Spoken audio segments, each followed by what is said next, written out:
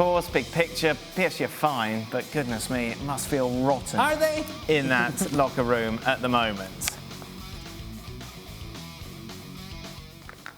Gabriele Marcotti joins us. You just think PSG can't get any lower, and they prove us wrong, Gab. Oh, yeah, no. Look, I mean, I think at this stage, right, when you have a team that they're going to win the Ligue 1 title. The season is over. They have nothing to play for. They get abuse.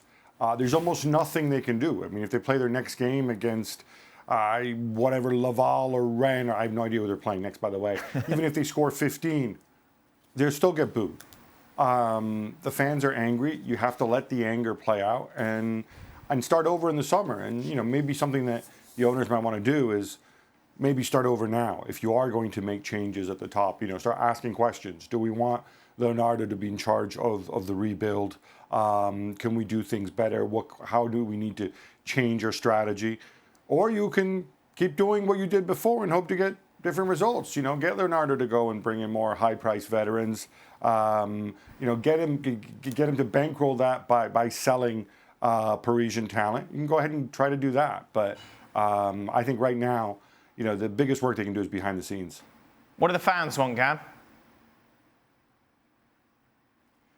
Well, it's tough to say, right? The fans right now just want to vent. There is obviously a portion of the fans that, you know, they ask themselves, like, wait a minute, we're Paris, right? There is no area in Europe, maybe in the world, that produces as much talent as Paris.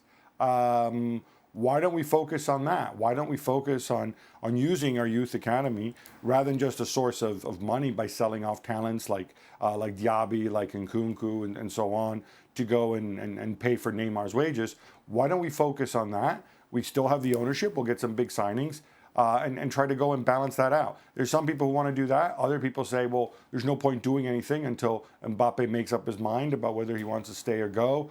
But I think more broadly, the fans say we need to start over with different people.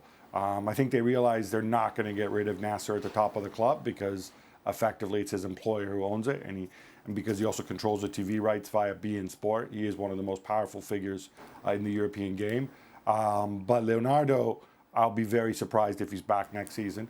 Pochettino, I'd be even more surprised if he's back next season. Maybe you don't want to sack Pochettino while the season's still going and you're going to win the title. But, you know, Leo, I think you need to take a long, hard look at because you need to start planning for next year. It's already late March. How much is this damaging Pochettino's stock, Gab? Or is it just, it's PSG, it doesn't really count?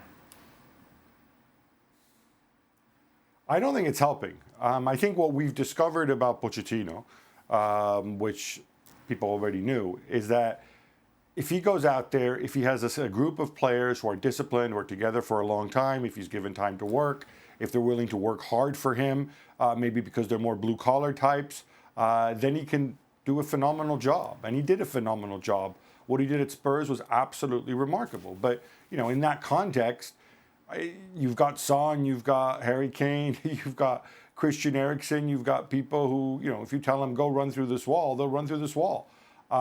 Eriksen, maybe not so much. But the other guys, yes. And they'll be disciplined about it.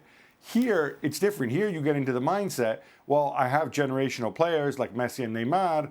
You know, I, as a manager, why don't I just let the genius take over? Why don't I get the other guys to go and run for them?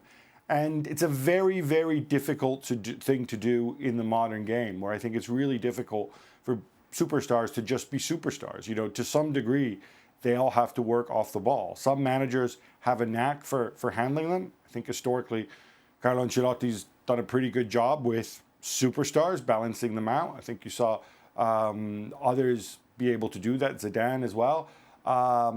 But it's difficult. I mean, look at the way, Man City and Liverpool have superstars too, right? Salah is a superstar. De Bruyne is a superstar. But these guys go and run their backsides off.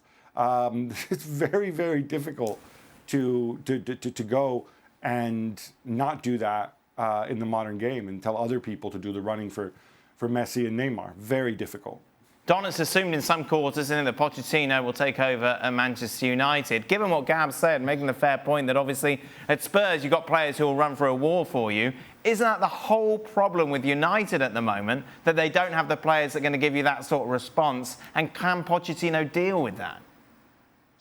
I don't know is the honest answer, Dan. And I don't think anyone does, because I think Gab's right. I think when you look at the job that Pochettino done at Tottenham was actually brilliant, apart from the Champions League final when he buckled and played Harry Kane, who was injured for about 2.5 months, and he threw him straight back in, which wasn't particularly wise.